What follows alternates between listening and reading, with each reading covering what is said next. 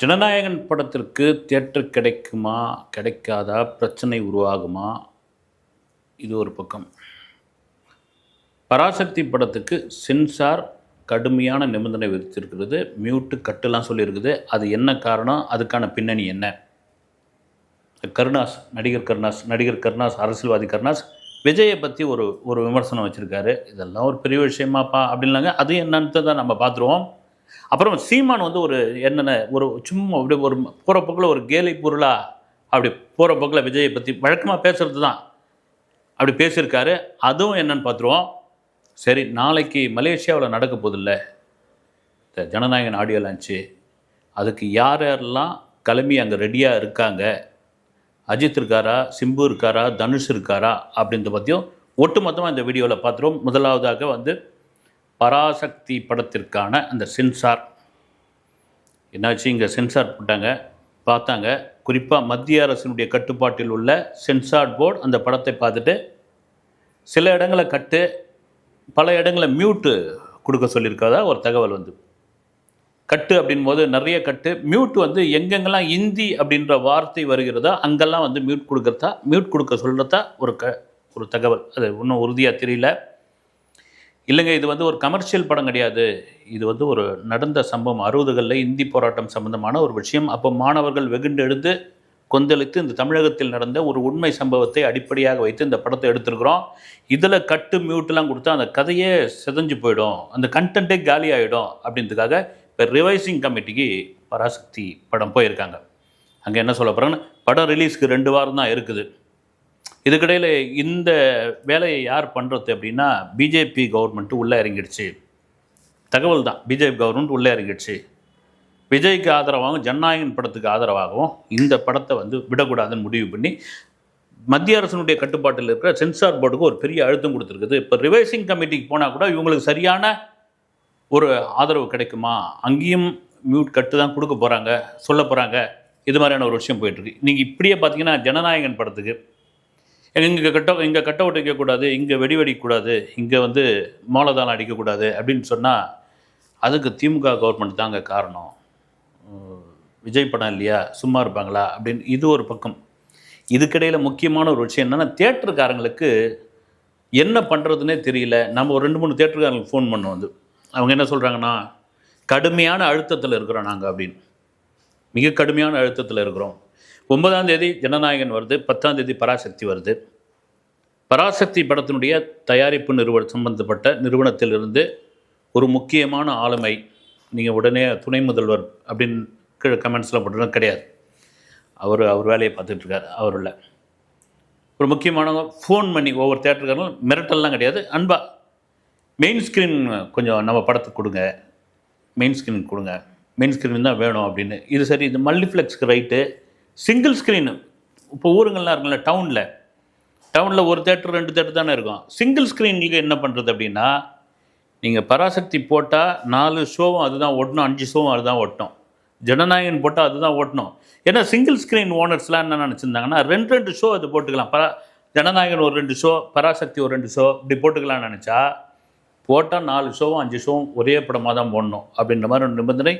இதில் ஒரு பெரிய அழுத்தமாக இருக்குது. என்னங்க, இந்த 2026 பொங்கலை தமிழ் சினிமாவில், அதுவும் குறிப்பாக தியேட்டருக்காரங்க, டிஸ்ட்ரிபியூட்டருங்க ஒரு மாஸ் பொங்கலாக கொண்டாடலான்னு பார்த்தா இப்படி ஒரு அழுத்தத்தை கொடுக்குறாங்களே அப்படின்னு அவங்க ஒரு பக்கம் விரும்பியிருக்கிறாங்க. நான் திரும்ப சொல்கிறது தான், கண்டென்ட்டு நல்லா இருந்தால் அது ஓடும். அதில் மாற்று கருத்து கிடையாது சாமி, அதில் கிடையாது. எந்தவித மாற்று கருத்தும் கிடையாது. இப்போ வழக்கம் போல் விஜய் ஒரு பக்கம் விமர்சிக்க ஆரம்பிச்சிட்டாங்க. விஜய் தான் இந்த பின்னணியில் இருக்கிறார், விஜய் தான் அதுக்கு அழுத்தம் கொடுக்குறார், விஜயோட கடைசி படம் சொல்லி வேறு எந்த படத்தையும் வரவிடாமல் பண்ணுறாரு அப்படின்ற மாதிரியான விமர்சனங்கள் வந்துக்கிட்டு இருக்குது. யார் படம் வந்தால் என்ன, படம் நல்லா இருந்தால் தியேட்டருக்கு வர போகிறாங்க. அதுவும் ஒரு ஃபெஸ்டிவல் டைம் கொண்டாட போகிறாங்க. 2 படமும் நல்லா தான் ஓடட்டுமே, திரும்ப நம்ம சொல்கிறது தான்.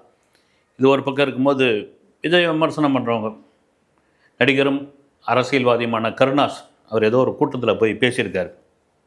பேசணுன்னு அவர் சொல்லியிருக்காரு, விஜய்க்கு எவ்வளோ சொத்து இருக்குது தெரியுங்களா? 2000 கோடி இருக்குது. அவர் சும்மா அரசியலுக்கு வரல, 2000 கோடி சொத்து சேர்த்து வச்சுக்கிட்டு தான் அவர் அரசியலுக்குள்ளே வந்திருக்காரு. சும்மானா நீங்கள் அதை பண்ணிட்டு இதை பண்ண வந்துட்டார், நல்லது பண்ணிட்டு வந்துட்டார், மக்களுக்காக வந்திருக்காருன்னு சொல்கிறாரு. இதெல்லாம் நம்பவே நம்பாதீங்க. நானும் ரொம்ப காலமாக நடிச்சிட்டு இருக்கேன், நானும் ரொம்ப காலமாக அரசியலில் இருக்கிறேன், எம்எல்ஏவும் இருந்திருக்கிறேன். என்கிட்ட எவ்வளோ தெரியுமா அக்கௌண்ட்டில் இருக்குது? யார்? கருணாஸ். 50,000 தாங்க இருக்குதுன்னு ஃபோனை எடுத்து மக்கள்கிட்ட காமிச்சிருக்காரு. ஒன்றா கூட செக் பண்ணி பாருங்கள் அப்படின்னு. இதோடு சேர்த்து ஒரு விஷயம் சொல்லியிருக்காரு. ஏதோ 200 கோடி தியாகம் பண்ணி வந்துட்டார், 200 கோடி தியாகம் பண்ணி வந்துட்டார்னு ஆளாளுக்கு பேசிகிட்டு இருக்கீங்க. அரசியலுக்குள்ளே வந்து 2 லட்சம் கோடி சம்பாதிக்கிறதுக்காக தான் அவர் பிளான் பண்ணி வந்திருக்காரு. அதற்கான ஏற்பாடு தான், சும்மா ஒன்றும் கிடையாது. சோழியும் குடியும் சும்மா ஆடாது, அப்படி இப்படி அவருடைய காண்டை ஒரு பக்கம் வெளிப்படுத்தி போடாது. ஏம்பா இதெல்லாம் ஒரு பேச்சு, அதெல்லாம் நீ வந்து இதெல்லாம் காதில் வாங்கிக்கிறியா, நீ இதெல்லாம் பேசணுமா அப்படின்னா, விமர்சனங்கள் வரும்போது யாராக இருந்தாலும் எடுத்துக்கின்னு தானே தீரணும். பேசுகிறவங்க ஒரு பக்கம் பேசிட்டு தான் இருக்கணும். இன்னொரு பக்கம் நாம் தமிழர் சீமான் அவர் ஏகப்பட்ட கடுப்பில் இருக்கார், அதில் மாற்றுக்கிறது கிடையாது. அது விக்கிரவாண்டி மாநாடுக்கு முன்ன வரைக்கும் என் தம்பி வரட்டுமே, என் தம்பி வந்தால் என்ன இருக்குது, வரட்டும், 2 திராவிட கட்சிக்கு தான் மாறி மாறி ஆட்சி செஞ்சுட்டு இருக்கணுமா அப்படின்னு சொன்னவர், விக்கிரவாண்டி மாநாட்டுக்கு பிறகு அந்த வந்த கூட்டத்தை பார்த்து, விஜய் பேசுனதை பார்த்து ட்ரிகர் ஆகி இன்னைக்கு வரைக்கும் பயங்கரமான கடுப்பில் இருக்கார். அதனுடைய வெளிப்பாடு எப்படி வந்திருக்குன்னா, ஒவ்வொரு நாள் ஒவ்வொரு பேச்சு, அது விஜய் சம்மந்தப்பட்ட பேச்சு தான் வந்துக்கிட்டே இருக்குது. ஜனநாயகன் படத்தை யாரும் பிளாக்கில் விற்க மாட்டாங்க, விற்கவும் விட மாட்டாங்க, விற்கவும் விற்காது. அதுக்கு காரணம் என்னன்னா, என் தம்பி தான் தூய சக்தியாச்சே. தீய சக்தி தூய சக்தின்னு விஜய் பேசினார்ல, அதை கேலி பண்ணுறாராம் அவர் தான் தூய சக்தியாச்சே. கொடுமை கொடுமை கொடுமை, என்ன கொடுமை இது. இப்படி தான் பழனி பாபா சொன்னார், நடிகர் பின்னால்தான் ஓடாதீங்கடா, ஒரு வீரனை வளருங்க, வீரனை படிக்க வைங்க, வீரனை உருவாக்குங்கன்னு சொன்னார் அப்படின்னு அவர் பங்குக்கு பேசினோடனே, இங்கே தாவேக்க ஐடி விங் சும்மா இருக்குமா, அவங்க எடுத்து போட ஆரம்பிச்சிட்டாங்க. இப்போ இந்த எல்ஐகேன்னு ஒரு படம் ஒன்று வரப்போகுது பாருங்கள், நல்ல நாள் ரிலீஸ் ஆக வேண்டியது ஆகலை, என்ன காரணம் தெரியல. அதில் பிரதீப் ரங்கநாதனுடைய அப்பாவா சீமான் நடிச்சிருக்காரு. இவர் வந்து நடிகர்கள்லாம் அரசியலுக்குள்ளே வரக்கூடாதுன்றாரு. அப்போ இவர் யார்? இவர் எல்ஐகே படத்தில் நடிச்சிருக்காரு, இவர் அரசியல்வாதி இல்லையா, இவர் நடிகரும் இல்லையா, இவர் என்ன மனநிலையில் பேசுகிறாரு, ஒன்றுமே புரியலையே அப்படின்னு அவங்க போட்டு ஒரு பக்கம் தாளின்னு தாளிச்சிட்டு இருக்காங்க. இதெல்லாம் பயங்கர தமாஷா ஓடிக்கிட்டு இருக்கு. இதுக்கிடையில் முதல்வர் ஸ்டாலின் வந்து அவரையும் அவர் போகிற போக்கில் அவர் பேசிட்டு போயிருக்கார். என்னென்னா, இந்த கிரிக்கெட்டு மேட்ச் விளையாடினவங்களுக்கு அது பரிசளிப்பு விழா. அப்போ பேசுனப்போ, நானும் ஒரு காலத்தில் கிரிக்கெட் பிளேயராக இருந்தவன் தான், நானும் கிரிக்கெட்லாம் விளையாடி இருக்கிறேன். குறிப்பாக வந்து நடிகர் சங்கம் சார்பாக ஒரு கிரிக்கெட் மேட்ச் ஒன்று நடந்தது, அது நான் ஒரு அணிக்காக விளையாடினேன், அதுவும் பவுலராக நான் வந்து கலந்துக்கிட்டேன். முக்கியமாக சிலம்பரசனுடைய விக்கெட்டை நான் தான் எடுத்தேன் அப்படின்னு சொல்லிடுற. அது பயங்கர ட்ரெண்டிங் ஆகிப்போச்சு. வந்து சிலம்பரசன் விக்கெட்டை தூக்கிய முதல்வர் அப்படின்ட்டு அதை போட்டுட்ருக்காங்க. இன்னொரு நடிகரை எடுத்திருக்கேன், இவர் நெப்போலியன். 3ஆவதாக ஒரு நடிகர், அவர் பேர் என்னன்னு தெரியல, அதுவும் ஆஃப் ஸ்பின் போட்டு அந்த 3 விக்கெட்டை நான் தூக்கினேன். நான் ஒரு தொழில் முறையில் நானும் ஒரு கிரிக்கெட் பிளேயர் தான் அப்படின்னு அவர் சொன்னதை வந்து, அந்த 3ஆவது நடிகர் யார் அப்படின்ட்டு அதை தேட ஆரம்பிச்சிட்டாங்க. வந்து இது எது பேசினாலும் ஒரு வைரல் ஆகுது இந்த சோஷியல் மீடியா. அப்படி முதல்வர் கலந்துக்கிட்ட அந்த விழாவில் அவர் பேசின அந்த கிரிக்கெட் சம்மந்தப்பட்ட விஷயம் இப்படி ஓடிக்கிட்டு இருக்கு. இதுக்கிடையில் என்னென்னா, மிக முக்கியமானது, நாளைக்கு நடக்கப் போகிற அந்த மலேசியாவில் நடக்கப் போகிற ஜனநாயகன் படத்தினுடைய ஆடியோ லான்ச். ஏகப்பட்ட கட்டுப்பாடுகளை விதித்துள்ளது மலேசிய அரசாங்கம். அந்த கட்டுப்பாடுகளுக்கான ஒரு முக்கிய காரணம் கரூரில் நடந்த அந்த கூட்ட நெரிசல். கண்டிப்பாக மலேசியாவில் அதுக்கான வாய்ப்பு இல்லை. ஆனால் அந்த ஸ்டேடியம் கிட்டத்தட்ட 80,000 1 லட்சம் பேர் வந்து பார்க்கக்கூடிய ஸ்டேடியம். ஏதாவது சின்ன சலசலப்பு நடந்துட்டால் என்ன ஆகிறது? ரொம்ப ஸ்ட்ரிக்டான கவர்மெண்ட். அதோடு சேர்த்து இந்த உங்கள் தாவேக்கா சம்மந்தப்பட்ட பேட்சு, கொடி, தொப்பி, மப்ளரு எதையும் கட்டின்னு வரக்கூடாது சாமி, நீங்கள் எதையும் இது பண்ணக்கூடாது, அந்த அடையாளமே துளி கூட இருக்கக்கூடாது, இங்கே அரசியலே பேசக்கூடாது. நம்ம போன வீடியோவில் சொன்ன மாதிரி தான், கண்டிப்பாக ஒரு குட்டி கதையில் ஒரு அரசியல் விஷயத்தை விஜய் பேசுவார் என்பதில் மாற்று கருத்து கிடையாது. இதுக்கிடையில் இன்றைக்கே மலேசியாவில் நிறைய பிரபலங்கள்லாம் போய் அங்கே கலந்துக்கிட்டாங்க, ரெடி ஆகிட்டாங்க, அங்கே இருக்காங்க. ஆல்ரெடி அங்கே அஜித் இருக்கார், அவர் கண்டிப்பாக பாருங்கள் உள்ள மேடையில் வந்து ஒரு சர்ப்ரைஸ் கொடுக்க போகிறாரு.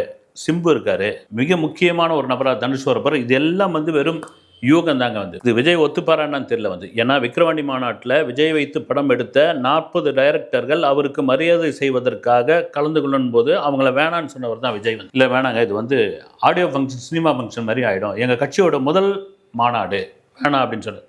அதே போல் மலேசியாவில் ஜனநாயகனுடைய இந்த விழா, இது ஏன் விழா, இந்த விழாவில் நீங்களாம் வந்துட்டிங்கன்னா உங்கள் விழாவாக மாறிட போகுது, உங்களுக்கு ஏதாவது கான்ட்ரவர்சி ஆக போகுது, உங்கள் படங்களுக்கு ஏதாவது பிரச்சனை ஆகிட போகுதுன்னு தடுத்தாலும் தடுத்துங்க. ஒருவேளை இது வந்து வெறும் வதந்தியாக கூட போகலாம். அது இதை தவிர பார்த்தீங்கன்னா நெல்சன், லோகேஷ் கனகராஜ், அப்புறமா அட்லி, இவங்கெல்லாம் ஆல்ரெடி மலேசியாவில் இருக்காங்க அப்படின்ற மாதிரியான ஒரு தகவல் போயிட்டுருக்கு. 3 மணிலேருந்து தொடங்கி 9 மணி வரைக்கும் இந்த நிகழ்ச்சி போகும்போது தமிழ்நாட்டிலேருந்து நிறைய பேர் போகிறாங்க. குறிப்பாக விஜய் ரசிகர்கள் போகிறாங்க. சோசியல் மீடியாலாம் போட்டிருக்காங்க, இப்போ நீங்கள் போகிறீங்க, அங்கே தெரியாதனமாக நீங்கள் கட்சி துண்டு கண்டு எடுத்துன்னு போயிட போகிறீங்க, உங்கள் வேலையை அங்கே காட்டிட போகிறீங்க, வேணாம். ஏன்னா வந்து ஆர்வம் மிகுதி தாங்க. வந்து இப்போ இந்த டிரான்ஸ்பாரத்தில் ஏறுறாங்க, லைட் கம்பத்தில் ஏறுறாங்க அப்படின்னா அவங்களுடைய மனநிலை தொண்டர்களாக மாறுறதுக்கு கொஞ்ச நாள் ஆகும். அது விமர்சனம் பண்ணால் பண்ணிக்கிட்டே தான் இருக்கலாம். அதை தான் அங்கே சொல்லியிருக்காங்க. அங்கே ஏதாவது பண்ணிட போகிறீங்க, வேணாம். அது ஒரு விழா, அது ஜனநாயகன் படத்தோட விழா, அது ஒரு ஒரு ஒரு திரைப்பட விழா, அது அப்படி தான் இருக்கும். இதெல்லாம் சேர்த்து சரி, ஜனநாயகன் படம் 9ஆம் தேதி எத்தனை மணிக்கு தான் ஷோ ஆரம்பிக்கிறாங்க? ஏன்னா வெடிகால ஷோ கிடையாது, 9 மணிக்கு தான் ஷோ அப்படின்பொழுது கர்நாடகாவிலையும் ஆந்திராவிலையும் எங்களுக்கு 8 மணிக்கெலாம் நாங்கள் ஓப்பன் பண்ண போகிறோம் புக்கிங்கை, நீங்கள் பர்மிஷன் கொடுக்கணும். அங்கே இருக்க டிஸ்ட்ரிபியூட்டர்கிட்ட கேட்டிருக்காங்க வந்து. ஏன்னா அங்கே கவர்மெண்ட் பர்மிஷன் கொடுத்துருவாங்க. இன்னும் கேட்டால் பெங்களூரில் ப்ரீமியம் ஷோ நடத்துறதுக்கு அது மாதிரி ஒரு ஐடியா வச்சுருந்தாங்க. அது கடைசியில் வேணாங்கன்ட்டு. வேணாம், படத்தை பற்றிய டாக் வெளியே வந்துடும், அது நெகட்டிவ் விமர்சனமாக கூட மாறிடும், இல்லை நெகட்டிவ் விமர்சனம் மாற்றிடுவாங்க, அந்த ஐப் கொஞ்சமாக குறைஞ்சி போயிடும். அதனால் வந்து உலகம் முழுக்க ஒரே காட்சி ஒரே நேரம், அதுதான் ஜனநாயகன் அப்படின்னு. சரி, பராசக்தி எப்படி ஒர்க் அவுட் ஆகும்பா? திரும்ப 2 வெவ்வேறு ஜானர் படங்க வந்து. இதெல்லாம் மாரி என்ன பேச போகிறார் நாளைக்கு விஜய்? அதுதான் பெரிய கேள்விக்குறியாக இருக்குது. கண்டிப்பாக ஏதாவது ஒரு சேட்டலைட் சேனல் நிறுவனம் தான் வாங்கியிருப்பாங்க. அவங்க இதை வந்து லைவ் டெலிகாஸ்ட் பண்ணலை. அதை தாண்டி சோஷியல் மீடியாவில் அக்கு வேறு அணி வேறு எடுத்து போட்டுக்கிட்டே இருக்கிறாங்க. விஜய் வந்ததுலேருந்து அவர் என்ன சட்டை போட்டுருந்தார், யார் கலந்துக்கிட்டாங்க, யார் பேசின ஸ்பீச்சு, இதெல்லாம் வந்துக்கிட்டே இருக்கும்போது இதெல்லாம் இங்கே உள்ள ரசிகர்கள் ஆவலோடு எதிர்பார்த்து கொண்டிருக்கிறார்கள். அடுத்த வீடியோவில் சந்திக்கிறேன். நன்றி.